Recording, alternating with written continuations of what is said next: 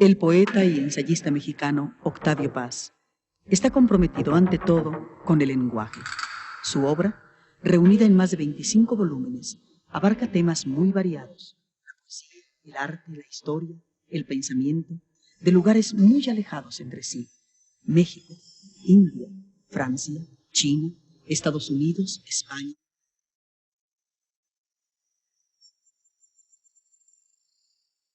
Libertad bajo palabra. Ladera este. El mono gramático. Pasado claro. El laberinto de la soledad. Águila o sol. El arco y la lira. Las peras del olmo. Puertas al campo. Corriente alterna. Posada. El ogro filantrópico. Sor Juana Inés de la Cruz o las trampas de la fe y Tiempo nublado. Son algunos de los títulos que lo han colocado entre los escritores más grandes de nuestro idioma y que lo han hecho merecer varios premios. Nacional de Letras, Lisa, Jerusalén, Olin Yolistli, Cervantes y Neustadt, así como los doctorados honoris causa de las universidades de México, Boston, California y Harvard.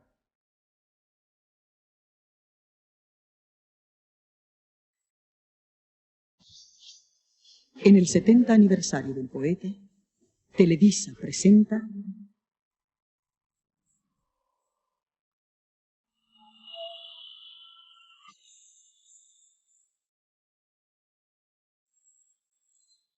Conversaciones con Octavio Paz, un programa conducido por Héctor Tajonar.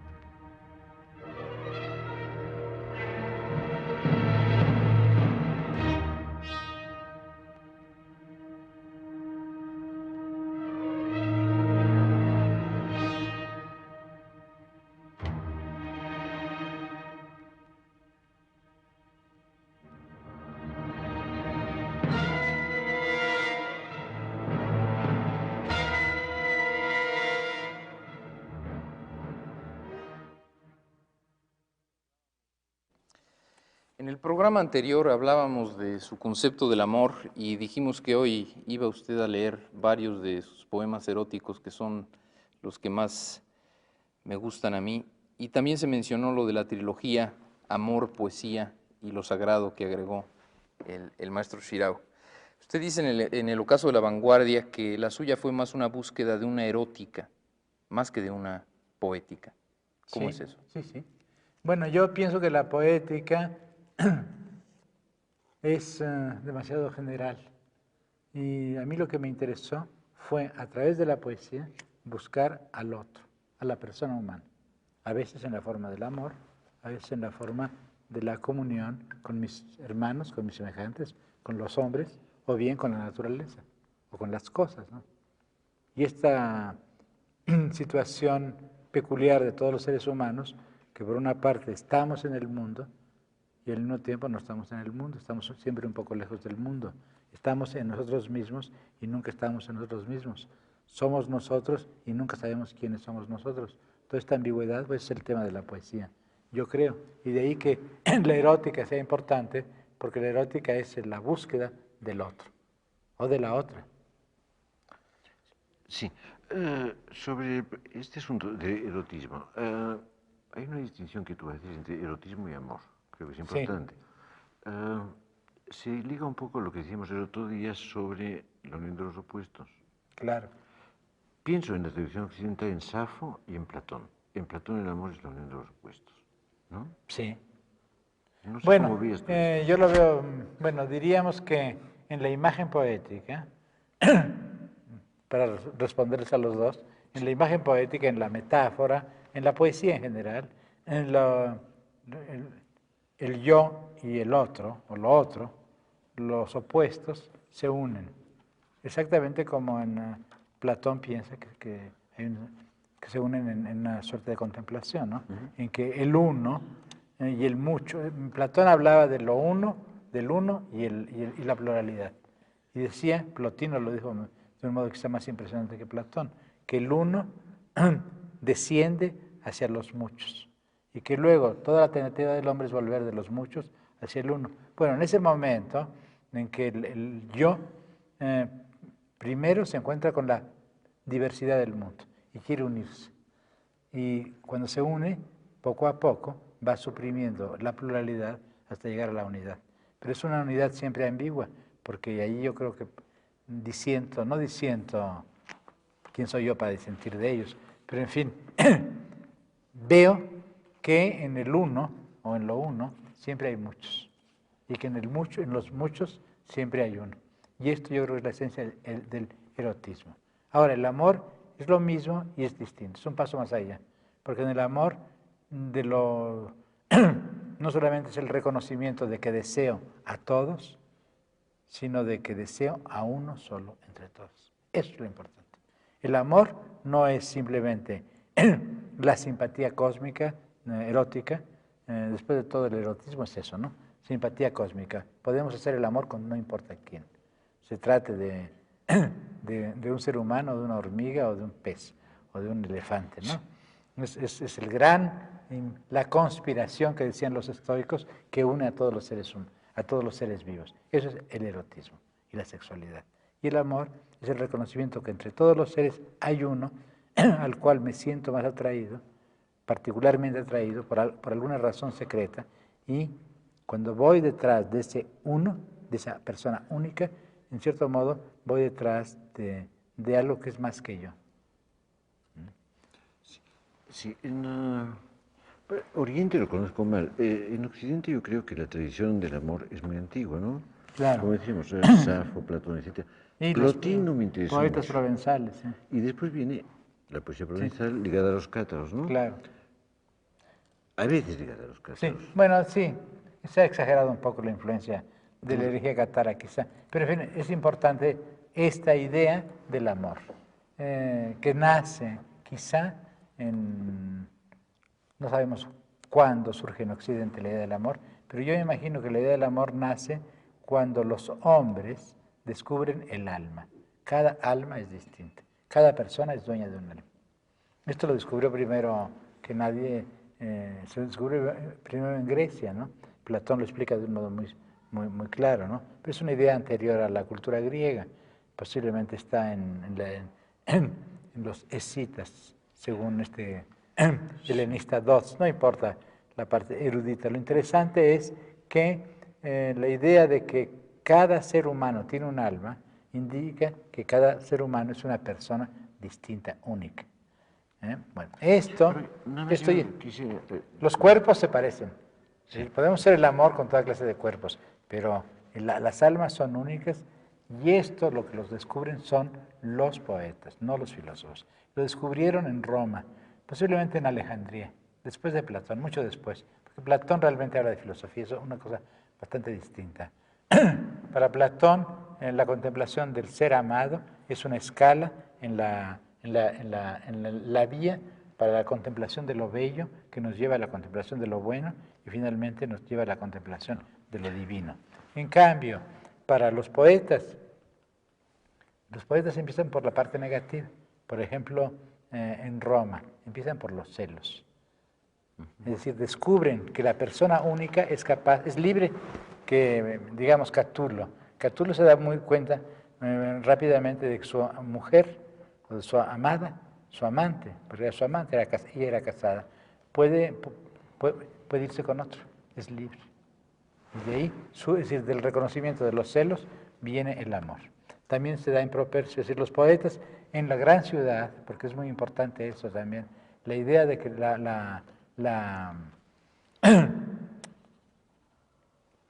verificar que la ciudad es, en cierto modo, a través de esta sociedad humana, a través de la sociabilidad, la que nos permite descubrir el amor.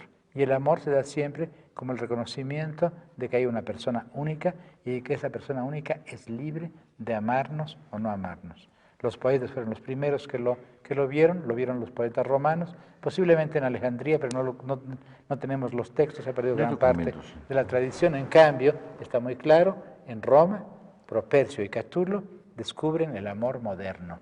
Y esto después se reinventa por influencia árabe, posiblemente en Provenza. Y de ahí viene hasta nuestros días, viene a través de la poesía provenzal, viene a través de los poetas italianos del siglo XIII, viene a través de Petrarca hasta el siglo XX, hasta las películas, hasta las novelas modernas. ¿Cómo ves ahí tú otra tradición occidental del amor, que sería judeocristiana?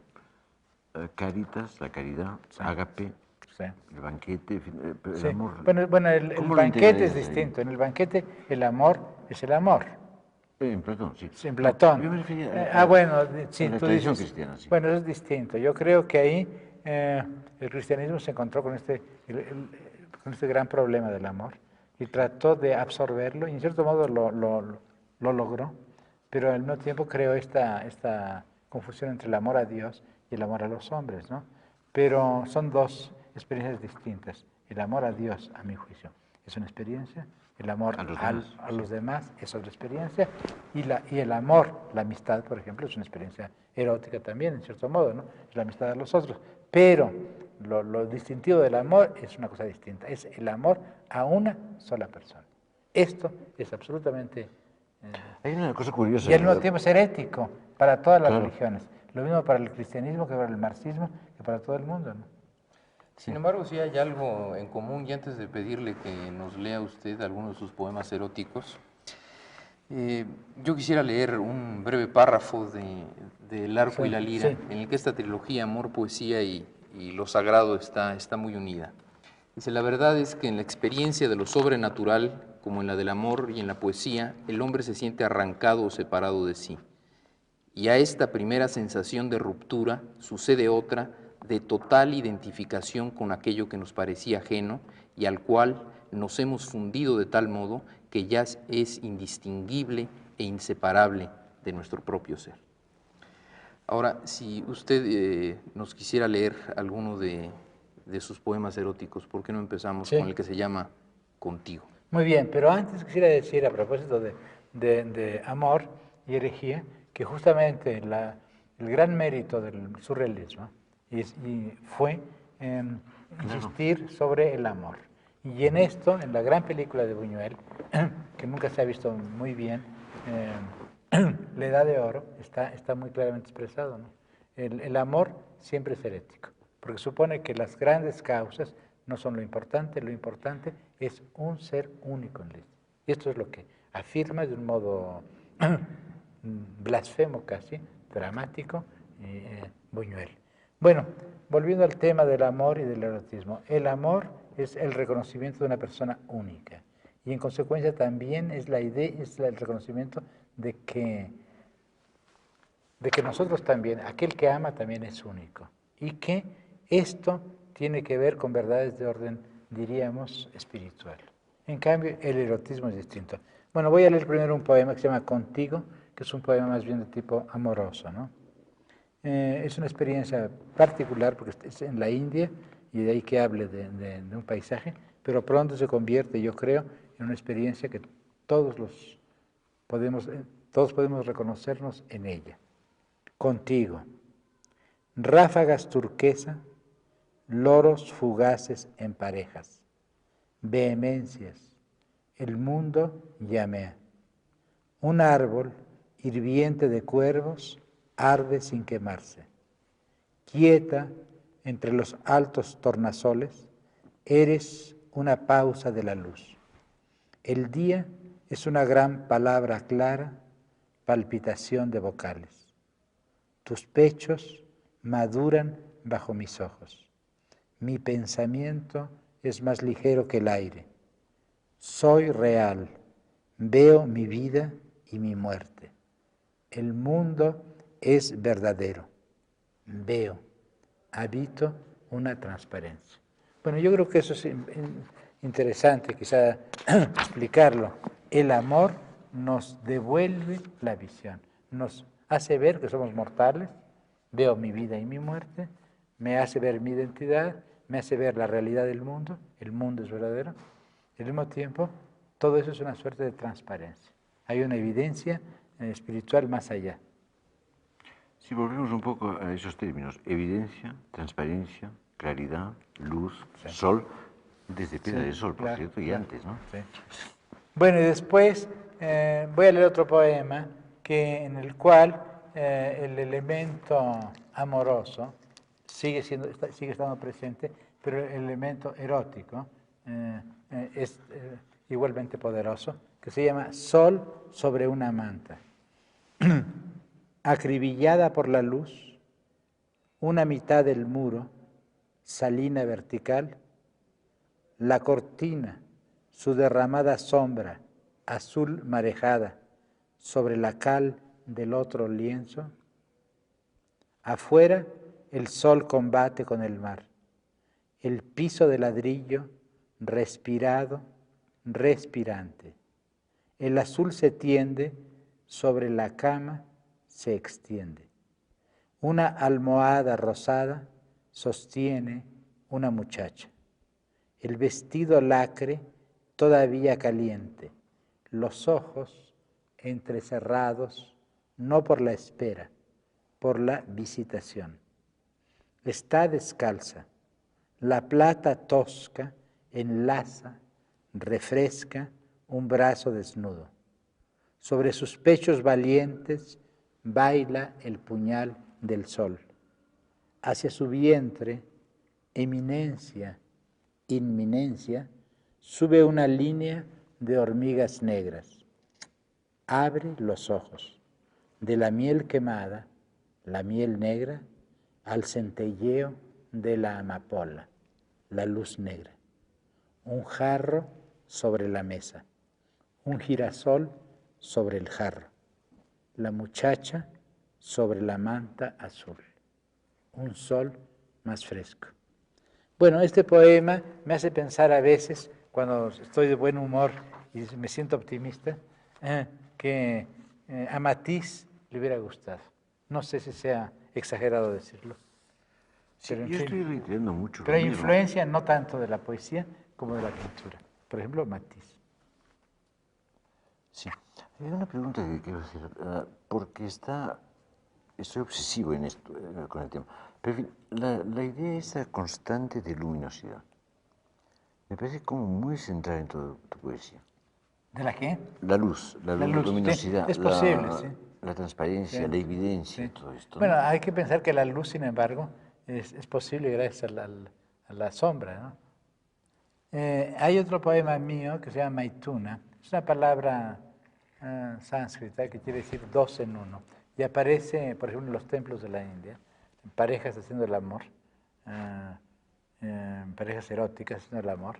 Y eso se llama Maituna también, ¿no? Mis ojos te descubren desnuda y te cubren con una lluvia cálida de miradas. Hora vertical. La sequía mueve sus ruedas espejeantes. Jardín de navajas, festín de falacias, por esas reverberaciones entras, ilesa, en el río de mis manos. Más rápida que la fiebre, nadas en lo oscuro, tu sombra es más clara entre las caricias, tu cuerpo es más negro, saltas a la orilla de lo improbable, toboganes de cómo, cuándo, porque sí, tu risa incendia tu ropa, tu risa moja mi frente, mis ojos, mis razones, tu cuerpo incendia tu sombra, te meces en el trapecio del miedo, los terrores de tu infancia me miran desde tus ojos de precipicio, abiertos en el acto de amor, sobre el precipicio. Tu cuerpo es más claro, tu sombra es más negra, tú ríes sobre las cenizas. Lengua borgoña de sol flagelado, lengua que lame tu país de dunas insomnes, cabellera, lengua de látigos, lenguajes sobre tu espalda desatados, entrelazados sobre tus senos, escritura que te escribe con letras aguijones, te niega con signos tizones, vestidura que te desviste, escritura que te viste de adivinanzas, escritura en la que me entierro, cabellera, gran noche súbita sobre tu cuerpo, jarra de vino caliente derramado sobre las tablas de la ley, nudo de aullidos y nubes de silencios, racimo de culebras, racimo de uvas pisoteadas por las heladas plantas de la luna, lluvia de manos, de hojas, de dedos, de viento, sobre tu cuerpo, sobre mi cuerpo, sobre tu cuerpo, cabellera, follaje del árbol de huesos, el árbol de raíces aéreas que beben noche en el sol, el árbol carnal, el árbol mortal. Porque yo creo que en el acto de amor, la realidad del hombre se expresa y somos eso, una cabellera incendiada, la mujer, una cabellera incendiada, pero también árbol de huesos, la revelación de que somos mortales. Pero algo más allá de eso, el instante. Dormir en ti, o mejor despertar, abrir los ojos en tu centro, negro, blanco, blanco, ser sol insomne que tu memoria quema y la memoria de mí en tu memoria. Y nueva, nuevamente sube, sabia, salvia te llamo, llama, el tallo estalla, llueve nieve ardiente, mi lengua está allá, en la nieve se quema tu rosa, está ya, sello tu sexo, el alba salva. Porque hay que salvar al alba, hay que salvar al instante, hay que salvar al tiempo. Es lo que yo creo que es el amor. Sí, este poema tuyo no tiene nada que ver con San Juan de la Cruz, pero me recordó así de golpe una frase muy hermosa de San Juan. Donde no hay amor, pon amor y sacarás amor.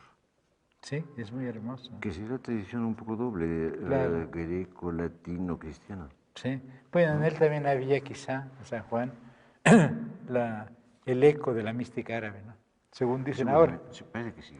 No sé si es verdad, pero en fin, yo creo que es la gran tradición. Pues los arabistas que tienen Claro, razón, pero en fin. sí, pero es la gran tradición, pero finalmente la tradición árabe es la tradición platónica, Sí. de modo que es lo mismo, ¿no? ¿No le parece? Sí, y también hay aquí, como en otros de sus poemas, una idea o un intento de unir el cuerpo con la naturaleza y también con la escritura, Sí. convertir a la naturaleza en escritura. Sí, es verdad, tiene usted razón, lo ha visto usted muy bien. Diríamos que para mí, en el primer poema que leí en otro programa, el primero que leí, al escribir pensaba que escribir era como el río que va escribiendo, diríamos, sus estrofas al correr, ¿no? Bueno, esto era la primera metáfora, una metáfora muy elemental. Poco a poco fui profundizando en esto.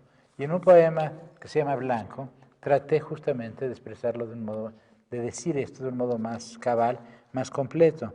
Yo no hubiera podido escribir este poema sin muchas, sin todo lo que hay detrás de mí, ¿no? Sin Mallarmé por una parte, pero también sin los místicos, también sin la gran poesía erótica y de Oriente y de Occidente, ¿no? Quisiera hacer una breve referencia antes. Dime. Me parece que hay una cosa antigua, clásica, que es la idea de que hay dos libros, el libro del mundo y las Sagradas Escrituras. Claro. Sí. ¿No? Entonces, leer a Dios es leer en el mundo y en la Biblia. Pero como de que de golpe en el siglo XVIII y XIX, el Mallarmé es muy claro, se rompe esta lectura y se queda el lenguaje nada más, pero sin aspectos, digamos, religioso Sí. o de lectura de Sí, divinidad, ¿no? bueno, había eso, lo has dicho muy bien, Ramón, y me da oportunidad para decir algo en lo cual yo creo profundamente. En la antigüedad, en la Edad Media, por ejemplo, es una metáfora que empieza desde antes, ¿no? Pero que la Edad Media la toma Dante, el último canto del paraíso, ve al universo como un libro, un libro que se puede leer, un libro que se puede leer. Y esto lo dicen también, bueno, lo dicen en el Renacimiento, me parece que es Galileo, que dice que el libro de la naturaleza está escrito con signos matemáticos, que es precioso, pero claro, sigues pensando que el libro, es decir, que la naturaleza es un libro, y que ese libro se puede leer. De pronto se rompe la lectura. Ahí está el problema. Ahí está. ¿Qué pasó? Bueno, para Dante, para leer al universo había que leer a las Sagradas Escrituras. Entre el Evangelio, la Biblia y el mundo había una correspondencia. Es decir, la manera de leer los secretos del universo era leer las Sagradas Escrituras. Después, con el Renacimiento cambia la idea. Se piensa que en las matemáticas o en la razón humana en Descartes está el secreto de la lectura del universo. Podemos leer al universo si conocemos el secreto de las matemáticas o bien las leyes de la razón. Pero a poco se rompe esto y de pronto ya no podemos leer el libro del mundo. Hay muchos idiomas, cada idioma es particular, ningún idioma encarna la razón, todas son aproximaciones relativas a la razón, no hay un lenguaje universal. Y si no hay un lenguaje universal, pues no podemos leer al mundo. Pero también la escritura del mundo se ha hecho cada vez más difícil. Y entonces, claro, como tú dices, nos quedamos con el lenguaje humano. Mallarmé piensa que el lenguaje es la última verdad de los hombres, lo cual es bastante, en el fondo es bastante hegeliano. La razón, ya sea la razón razonante de Hegel o la razón poetizante de Mallarmé, son el secreto del universo. No lo creo. Y algunos críticos han dicho que usted convierte al mundo en un lenguaje. Sí, yo no creo. Al mundo en lenguaje. Yo quisiera, bueno, siempre hemos querido, claro, todo poeta convierte al mundo en lenguaje, pero yo quisiera volver a lo otro, darme cuenta que en el mundo hay un lenguaje que yo, hombre moderno, no entiendo, con el cual comulgo a ratos, a veces, en momentos, y que una de las maneras de comulgar con este mundo, con este lenguaje desconocido para nosotros, que es el lenguaje de la naturaleza, el lenguaje de los rayos, de los truenos, de las estrellas, de las tempestades, de los átomos, de todo esto, quizá una de las maneras es el amor, porque el amor es, por un lado, totalmente animal, totalmente irracional.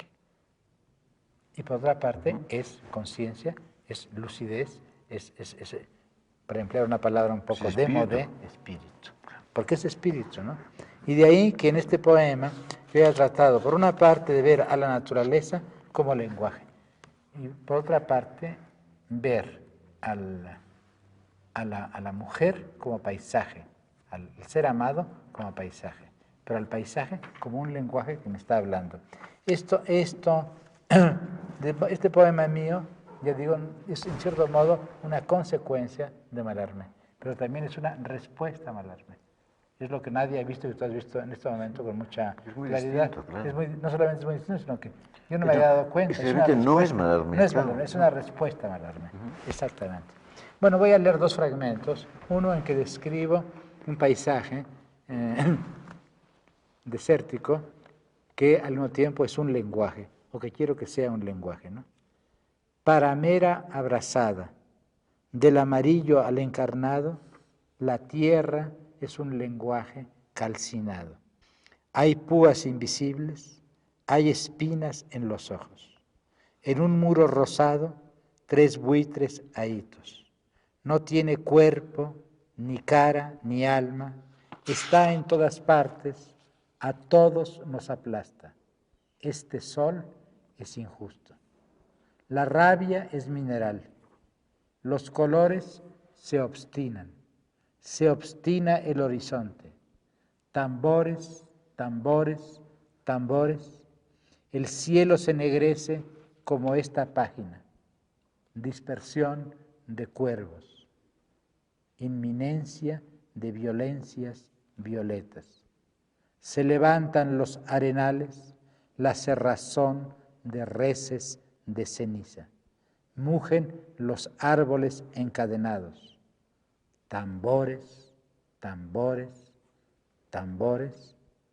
Te golpeo, cielo, tierra te golpeo, cielo abierto, tierra cerrada, flauta y tambor, centella y trueno, te abro, te golpeo, te abres tierra, tienes la boca llena de agua, tu cuerpo chorrea cielo, tierra revientas, tus semillas estallan, verdea la palabra.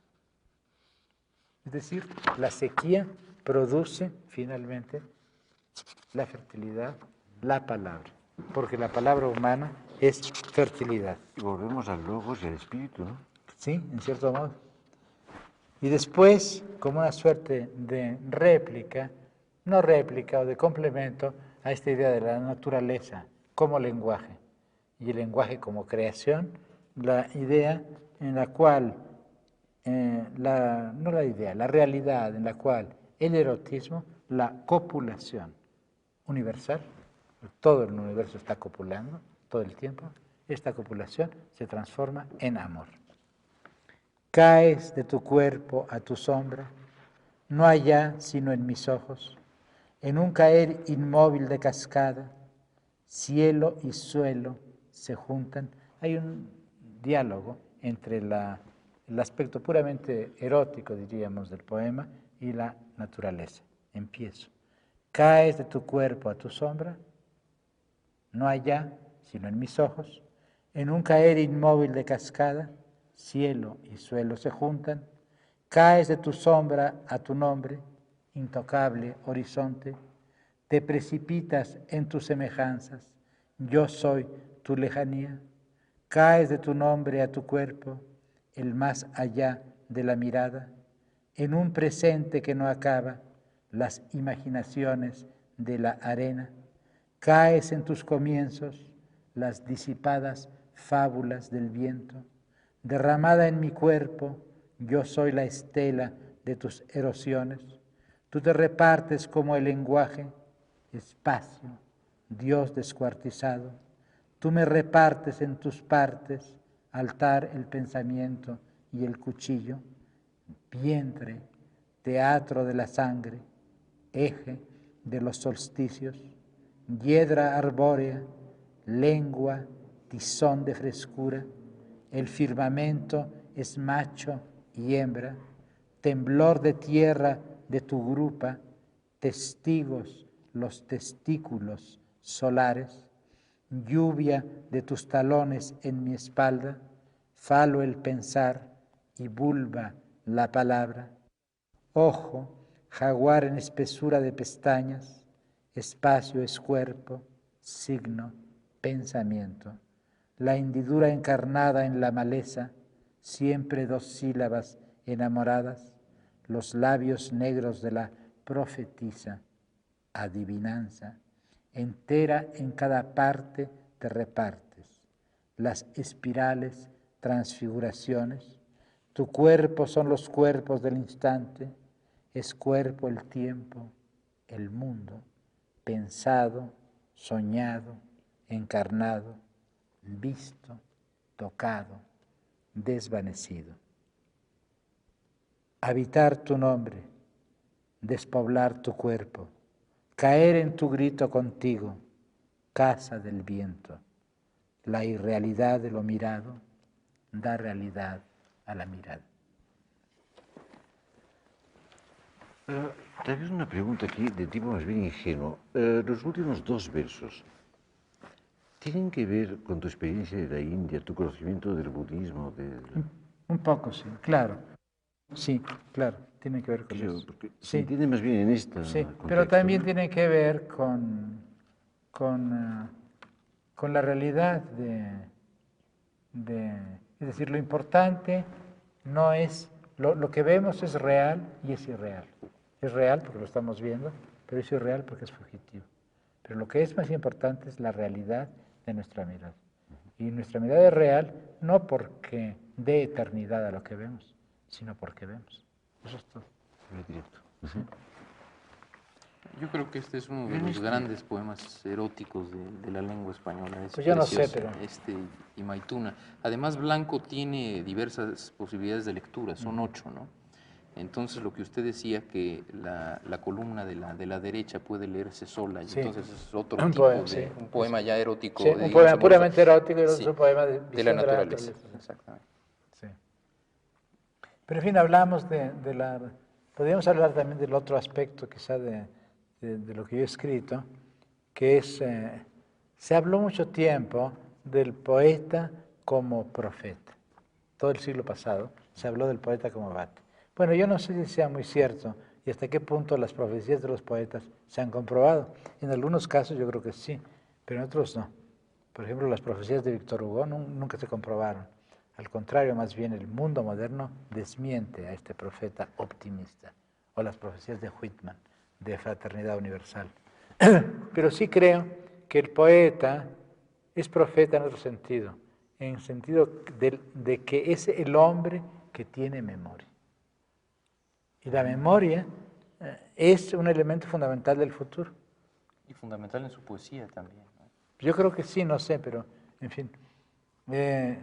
Ahora que estamos aquí en San Ildefonso, me conmueve mucho estar aquí en esta escuela. Pensé en todos los mexicanos que habíamos estudiado aquí. En primer lugar, los jesuitas en el siglo XVIII, tanto jesuita ilustre, tanto le debemos a la Compañía de Jesús. Y digo esto con un poco porque no son santos de mi devoción los jesuitas. Prefiero a los franciscanos. Defendían pero preferían el libre albedrío, ¿no? Claro, por ejemplo, Molina, claro, en esa gran polémica entre Pascal y Molina y los jesuitas, yo estoy con los jesuitas, no con Pascal. Con Luis de Molina, sí. Y desde luego, Sor Juana, por ejemplo, es una cosa que nadie ha visto, porque Dorothy Jones se equivocó. Sor Juana, en el fondo, al hablar de los favores negativos de Dios, está extremando la posición de Molina, está extremando la posición de los jesuitas. Dice que lo mejor que nos puede, el gran favor que nos puede hacer Dios es dejarnos libres, darnos libertad. Esto es muy importante. Pero en fin, aquí también, pues aquí estudió Reyes, aquí estudiaron tantos mexicanos. Reyes dedicó un poema a San Ildefonso. Uno de los poemas más hermosos de Reyes se llama San Ildefonso. Y yo también. Dramático también. Dramático, porque dice que no fue feliz y que vuelve porque sus pies esclavos lo traen a esta realidad. Una amargura muy grande de Reyes frente a la... Si resucitase ahora, estaría más amargo al ver que lo leen tampoco nuestros compatriotas. Pero en fin, aparte... Sí. Pero en fin, entonces yo también, a imitación de esos poetas que me han precedido, escribí un nocturno de San Ildefonso, que es un poco como Piedra de Sol, pero en otro sentido, en la autobiografía de una generación. Me gustaría una observación antes de la lectura de este poema, ¿no? Que es un poema muy hermoso. Yo creo que es importante recordar que en el curso de tu poesía ha habido de vez en cuando lo que tú mismo has llamado tradición de ruptura. Hay continuidad y hay ruptura. Sí. Yo veo algunos grandes poemas que culminan y empiezan. Himno entre ruinas es uno. Sí. Piedra de Sol es el otro. Blanco es el otro. Y Pasado en Claro. Sí. Y probablemente el nocturno, ¿no? El nocturno es un intermedio.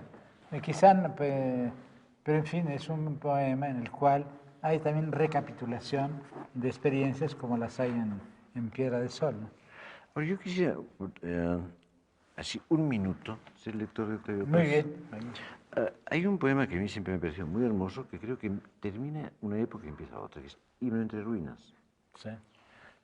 Quisiera, sin comentario, porque es hermoso y se entiende, leer la última estrofa. Muy bien. Es día, redondo día, luminosa naranja de 24 gajos, todos atravesados por una misma y amarilla dulzura.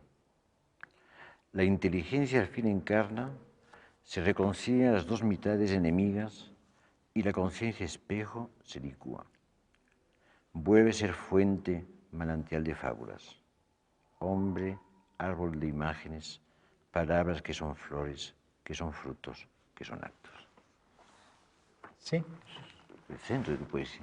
Bueno, sí, yo creo que me expresa bastante, y es verdad lo que tú dices. Bueno, yo no me atrevo a calificar a mi poesía, no sé lo que sea, pero sí hay un principio y un fin, y ahí hay, como tú dices, una ruptura con la poesía anterior. Ahí comienza una nueva periodo de poesía, evidentemente. Bueno, en el Nocturno de San Ildefonso no comienza ni termina nada, pero es una recapitulación, diríamos, de cosas vividas. Y empieza con una descripción en la noche, en un sexto piso de la Ciudad de México, en estos días, en esta década, en la década anterior. Inventa la noche en mi ventana, otra noche, otro espacio, fiesta convulsa en un metro cuadrado de negrura. Momentáneas confederaciones de fuego, nómadas geometrías, números errantes, del amarillo al verde al rojo se desovilla la espiral. Ventana, lámina imantada de llamadas y respuestas, caligrafía de alto voltaje, mentido cielo, infierno de la industria sobre la piel cambiante del instante. Estoy a la entrada de un túnel. Estas frases perforan el tiempo. Tal vez yo soy ese que espera al final del túnel. Hablo con los ojos cerrados. Alguien ha plantado en mis párpados un bosque de agujas magnéticas. Alguien guía la hilera de estas palabras. La página se ha vuelto un hormiguero. El vacío se estableció en la boca de mi estómago. Caigo interminablemente sobre ese vacío. Caigo sin caer. Tengo las manos frías, los pies fríos, pero los alfabetos arden, arden. El espacio se hace y se deshace. La noche insiste, la noche palpa mi frente, palpa mis pensamientos. ¿Qué quiere? Esa es la primera parte del poema, no toda la primera parte, un fragmento de la primera parte, y es un poco la introducción a lo que va a venir. La noche de la ciudad, que se me echa encima con sus anuncios luminosos, sus coches, etcétera. Yo desde arriba en uno de estos edificios modernos, y entonces regresa la memoria. Bueno, es un poema que está muy ligado a la memoria y a todas las posibles, incluso trampas de la memoria. Claro, ¿no? porque la memoria también es tramposa. Puede serlo, claro. En este mundo podemos estar, pero podemos bienestar y malestar. Y generalmente estamos las dos cosas, bienestar y malestar, que aquí están, ¿no? Sí. Y entonces de pronto surge en esta ciudad, la vieja Ciudad de México y el viejo barrio de San Ildefonso, este barrio en el que estamos ahora. A esta hora, los muros rojos de San Ildefonso son negros y respiran. Sol hecho tiempo, tiempo hecho piedra, piedra hecha cuerpo. Barrio dormido. Andamos por galerías de ecos entre imágenes rotas. Nuestra historia. Callada nación de las piedras, iglesias, vegetación de cúpulas, sus fachadas, petrificados jardines de símbolos.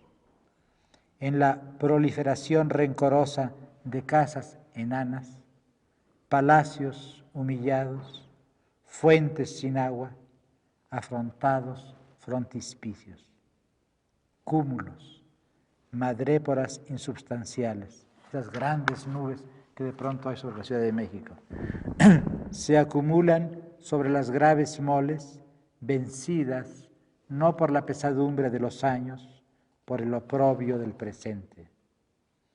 Plaza del Zócalo, vasta como firmamento, espacio diáfano, frontón de ecos. Allí inventamos, entre Alyosha Karamazov y Julián Sorel,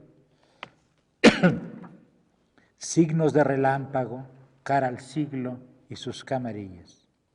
Nos arrastra el viento del pensamiento, el viento verbal, el viento que juega con espejos, señor de reflejos, constructor de ciudades de aire, geometrías suspendidas del hilo de la razón. Ideas, frutos al alcance de la mano, frutos, astros, arden, arde, árbol de pólvora, el diálogo adolescente, súbito, armazón chamuscado. La noche estalla en pedazos, los junta luego y a sí misma intacta se une. Nos dispersamos, no allá en la plaza con sus trenes quemados, aquí, sobre esta página, letras petrificadas.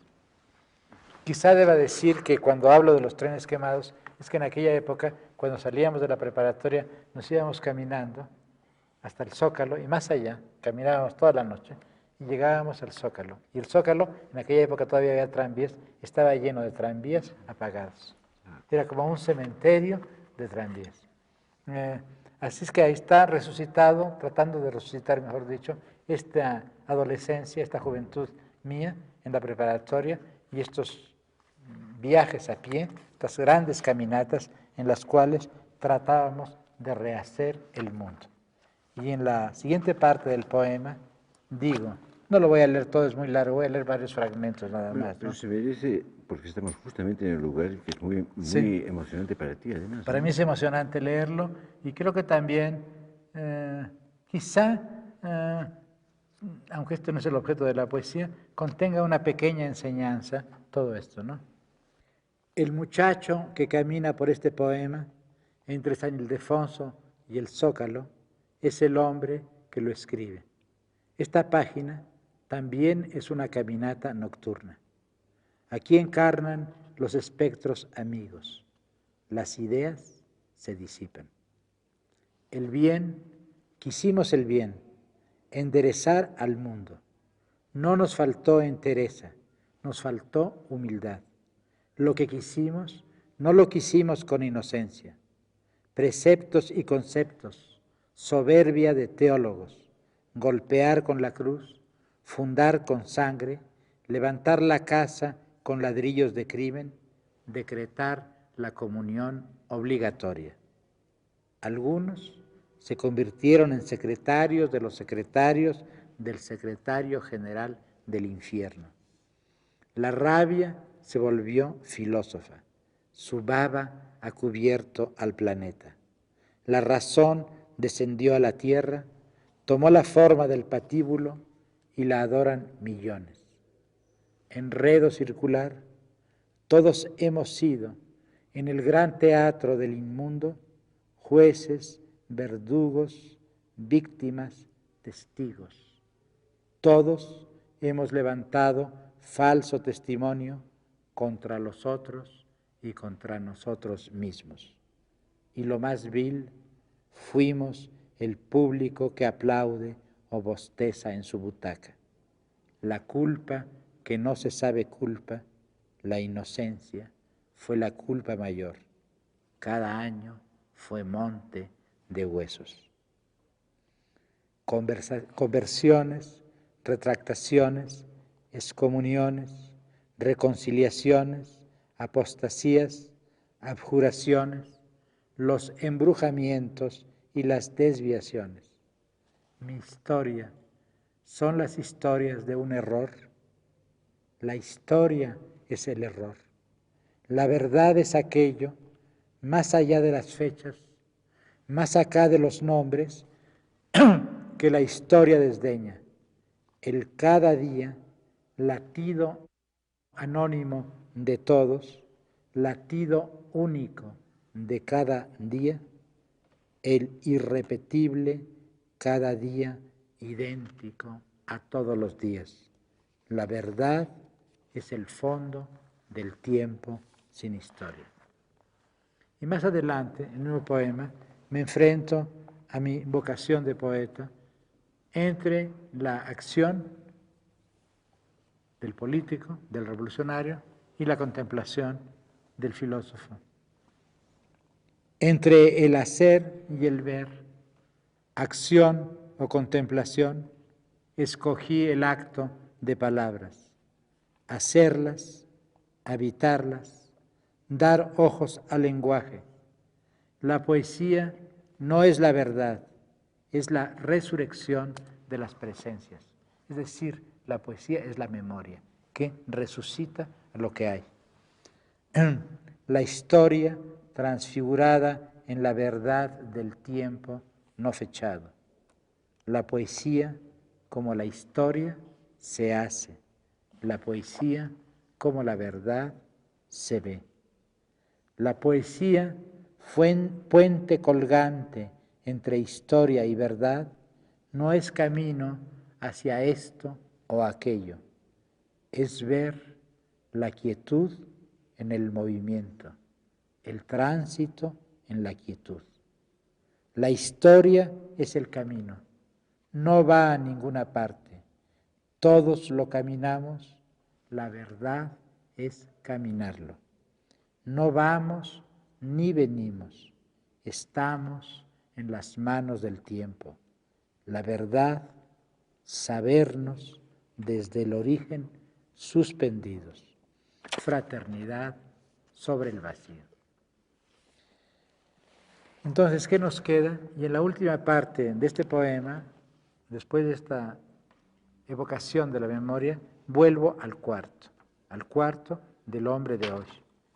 En la ventana, simulacro guerrero, se enciende y apaga el cielo comercial de los anuncios. Atrás, apenas visibles, las constelaciones verdaderas. Aparece entre tinacos, antenas, azoteas, columna líquida, más mental que corpórea, cascada de silencio, la luna. Ni fantasma ni idea. Fue diosa y es hoy claridad errante. Mi mujer está dormida. También es luna, claridad que transcurre, no entre escollos de nubes, entre las peñas y las penas de los sueños. También es alma.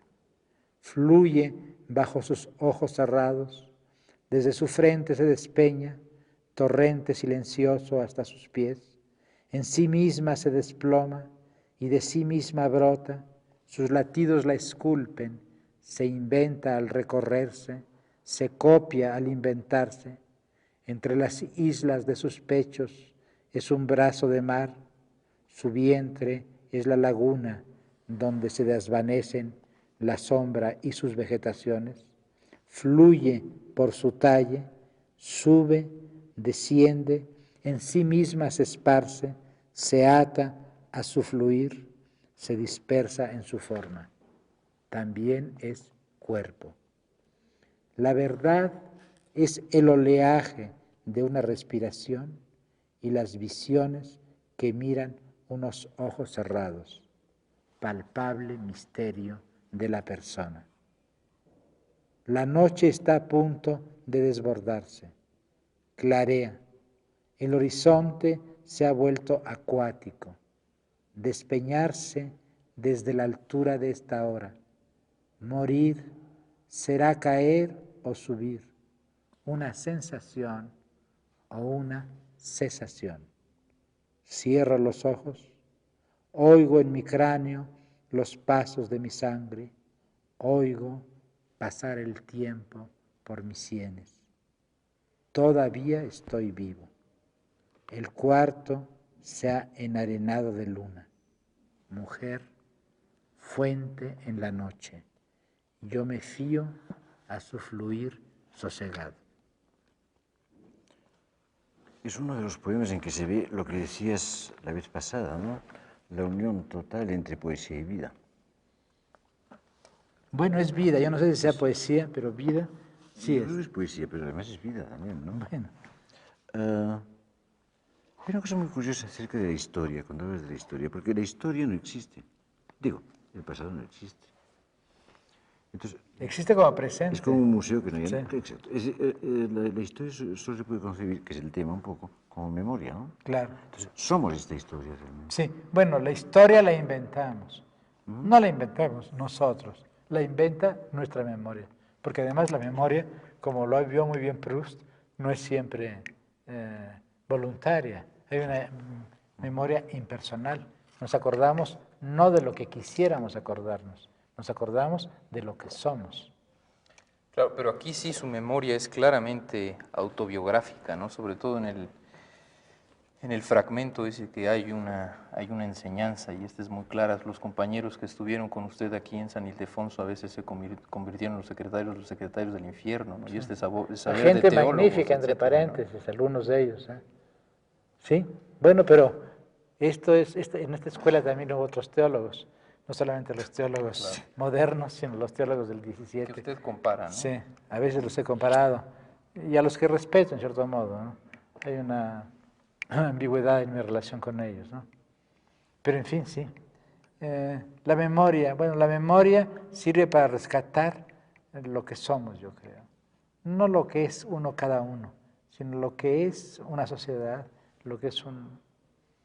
En ese sentido, sí, los poetas cumplen, para usar esta frase tan repetida, una función social. Los poetas, pues, son la memoria a veces de la sociedad en que viven. Y tal vez se liarían, no sé si de acuerdo, poeta y profeta, porque pensar en el futuro implica una memoria. Claro está. No habría futuro sin memoria, ¿no? Exactamente. Tal vez el vate y el profeta sí eran lo mismo. Sí. El ejercicio de la poesía para mí ha sido siempre, más que la tentativa casi siempre vana por penetrar en el futuro, la tentativa ayudado por la imaginación y por la otra forma de la imaginación, que es la memoria, ayudado por estas dos potencias, tratar de penetrar en lo que somos realmente, en lo que yo soy. Así que la escritura para mí, la escritura poética, siempre ha sido autoconocimiento, en cierto modo. Por eso escribí ese poema que se llama Pasado en Claro, sobre mi infancia. Quizá valga la pena leer la primera estrofa y luego la última. Es el último gran poema extenso, ¿no? Bueno, es un poema extenso. Oídos con el alma. Aquí vuelve el tema de la escritura del poema y al mismo tiempo de la autorrevelación. Oídos con el alma, pasos mentales más que sombras, sombras del pensamiento más que pasos, por el camino de ecos que la memoria inventa y borra. Sin caminar caminan sobre este ahora, puente tendido entre una letra y otra. Como llovizna sobre brasas, dentro de mí los pasos pasan hacia lugares que se vuelven aire. Nombres, en una pausa, desaparecen entre dos palabras. El sol camina sobre los escombros de lo que digo, el sol arrasa los parajes, confusamente apenas, amaneciendo en esta página, el sol abre mi frente, balcón al voladero dentro de mí. Porque quizá en esto sí, es verdad, somos abismo. Cuando nos vemos, vemos un abismo. No nos vemos completamente. Siempre nos vemos como un gran hueco, como algo que se desploma, ¿no? ¿No te parece? ¿No te parece? Sin embargo, hay momentos, yo creo, de revelación. Mediodía, llamas verdes los árboles del patio. Crepitación de brasas últimas entre la hierba. Insectos obstinados. Sobre los prados amarillos, claridades. Los pasos de vidrio del otoño. Una congregación fortuita de reflejos, pájaro momentáneo, entra por la enramada de estas letras.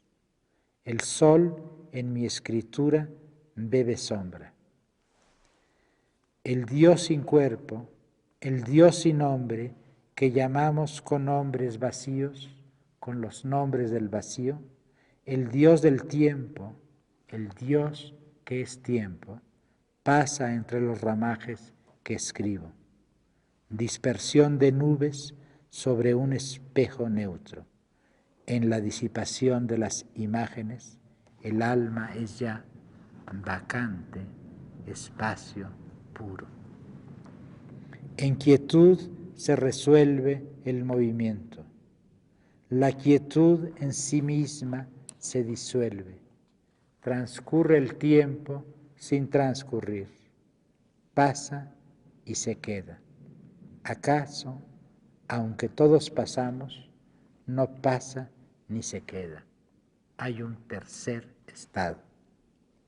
Hay un estar tercero, el ser sin ser, la plenitud vacía, horas sin horas y otros nombres con que se muestra y se dispersa en las confluencias del lenguaje, no la presencia, su presentimiento.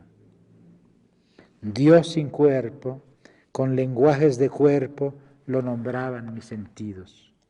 Quise nombrarlo con un nombre solar, una palabra sin revés. Fatigué el cubilete y el ars combinatoria. Una sonaja de semillas secas, las letras rotas de los nombres. Hemos quebrantado a los nombres, hemos dispersado a los nombres, hemos deshonrado a los nombres.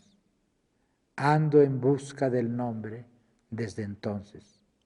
Me fui tras un murmullo de lenguajes, río entre los pedregales, color ferriño de estos tiempos. Digo color ferriño porque Dante, no sé si lo recuerdas, al hablar del círculo último del infierno, dice que los muros y las piedras de este círculo último del infierno, que para mí es nuestra época, tienen color ferriño, color de hierro oxidado, diríamos. Pirámides de huesos, pudrideros verbales. Nuestros señores son gárrulos y feroces. Alcé con las palabras y sus sombras una casa ambulante de reflejos, torre que anda, construcción de viento. El tiempo y sus combinaciones, los años y los muertos y las sílabas, cuentos distintos de la misma cuenta. Espiral de los ecos, el poema es aire que se esculpe y se disipa, fugaz alegoría de los nombres verdaderos. A veces la página respira, los enjambres de signos, las repúblicas errantes de sonidos y sentidos en rotación magnética se enlazan y dispersan sobre el papel. Estoy en donde estuve, voy detrás del murmullo, pasos dentro de mí, oídos con los ojos. El murmullo es mental, yo soy mis pasos, oigo las voces que yo pienso, las voces que me piensan al pensarlas. Soy la sombra que arrojan mis palabras. Es lo que yo creo que es el poeta frente a su poesía, la sombra de su poema. Yo empiezo a estar muy emocionado porque este va a ser el último de nuestros programas y oírlo leer sus poemas me parece que es un documento muy importante que a mí, repito, me emociona mucho. Pero sigue usted escribiendo, ¿verdad? Sí, escribo. Y hay poemas que están inéditos, ¿no? Sí, muchos. No he publicado un libro porque quiero redondearlo. Quizá podríamos terminar con 2 o 3 poemas más cortos, ¿no? Muy bueno conocerlos desde ahora, ¿no? Sí. Bueno, quizá podríamos empezar con uno. Con nombres verdaderos, como dice Casarín, claro. Con uno. Podemos decir 3 poemas, quizá, ¿no? Uno que se llama Viento, es muy corto, Agua, Piedra, y que es un poco un resumen de todo, un poco de lo que hemos dicho hoy, ¿no? El agua horada la piedra, el viento dispersa el agua, la piedra detiene al viento. Agua, viento, piedra. El viento esculpe la piedra es copa del agua, el agua escapa y es viento. Piedra, viento, agua. El viento en sus giros canta, el agua al andar murmura, la piedra inmóvil se calla. Viento, agua, piedra. Uno es otro y es ninguno. Entre sus nombres vacíos pasan y se desvanecen agua, piedra, viento. Que después, un poema que escribí un año nuevo hace algunos años, 1 de enero, en que trato otra vez de usar el lenguaje más diario. Las puertas del año se abren como las del lenguaje hacia lo desconocido. Anoche me dijiste, mañana habrá que trazar unos signos, dibujar un paisaje, tejer una trama sobre la doble página del papel y del día. Mañana habrá que inventar de nuevo la realidad de este mundo. Porque yo sí creo que todos los días los hombres inventamos al mundo. Ya tarde abrí los ojos. Por el segundo de un segundo sentí lo que el azteca, acechando desde el peñón del promontorio, por las rendijas de los horizontes, el incierto regreso del tiempo. No, el año había regresado. Llenaba todo el cuarto y casi lo palpaban mis miradas. El tiempo, sin nuestra ayuda, había puesto en un orden idéntico al de ayer, casas en la calle vacía, nieve sobre las casas, silencio sobre la nieve. Tú estabas a mi lado, aún dormida. El día te había inventado, pero tú no aceptabas todavía tu invención en este día. Quizá tampoco la mía. Tú estabas en otro día. Estabas a mi lado y yo te veía como la nieve dormida entre las apariencias. El tiempo, sin nuestra ayuda, inventa casas, calles, árboles, mujeres dormidas. Cuando abras los ojos, caminaremos de nuevo entre las horas y sus invenciones. Y al demorarnos en las apariencias, daremos fe del tiempo y sus conjugaciones. Entraremos en lo desconocido. Abriremos las puertas de este día. La idea no es una idea, es una experiencia de que cada día es lo desconocido. Y la poesía quizá nos ayuda a enfrentarnos a lo desconocido. Pero no porque nos dé claves o llaves, sino porque simplemente nos afirma nuestra voluntad, sí, afirma nuestra voluntad de vivir. Y ahora, puesto que Héctor Tajonar, que ha sido nuestro guía durante todas estas conversaciones, ha hablado de la última conversación, quiero decir que en efecto quiero terminar con un poema, con un breve poema, esta serie de conversaciones. Es un poema que leí, es un poema a un comentario de un poema. Hace años, leyendo la antología griega, me encontré un poema atribuido a Claudio Ptolomeo, el famoso astrónomo del siglo II después de Cristo, el gran alejandrino, cuyo sistema de astronomía prevaleció en Europa durante tantos siglos y que después fue destruido por Galileo y la ciencia moderna. Ptolomeo, por lo visto, fue también poeta y era neoplatónico. Y escribió este breve poema al contemplar, este viejo astrónomo, en la noche, el sistema del universo, las estrellas, el firmamento lleno de estrellas. Él, que se siente mortal, efímero, perecedero, dice que viendo el espectáculo del universo, la creación del mundo, bebe inmortalidad. Bueno, mi poema no es exactamente lo mismo. Mi poema es una respuesta, un signo de inteligencia con Ptolomeo, porque también yo, contemplando el mundo, me di cuenta de que era efímero, pero que al mismo tiempo había una solidaridad, una fraternidad con todo lo vivo.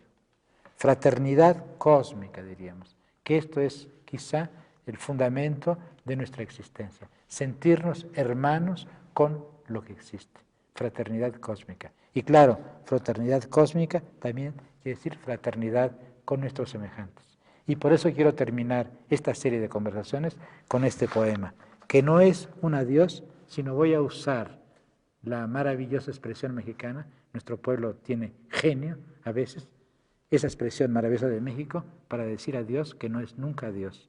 Nos vemos. Y por eso, porque nos vamos a ver, voy a leer este pequeño homenaje a Claudio Ptolomeo. Soy hombre, poco duro y es enorme la noche, pero miro hacia arriba, las estrellas escriben. Sin entender, comprendo. También soy escritura y en este mismo instante alguien me deletrea. Gracias. Pues espero que nos veamos pronto. Ojalá este fin no sea un término definitivo, sino solo un paréntesis, y ojalá nos vuelva usted a hacer el honor de tenerlo en la televisión. Yo creo que estos programas eran... Claro. Héctor, yo creo en el históricos. tiempo cíclico. Pues muchas gracias, maestro Shirao, y a usted muchas gracias por su atención. Muy buenas noches.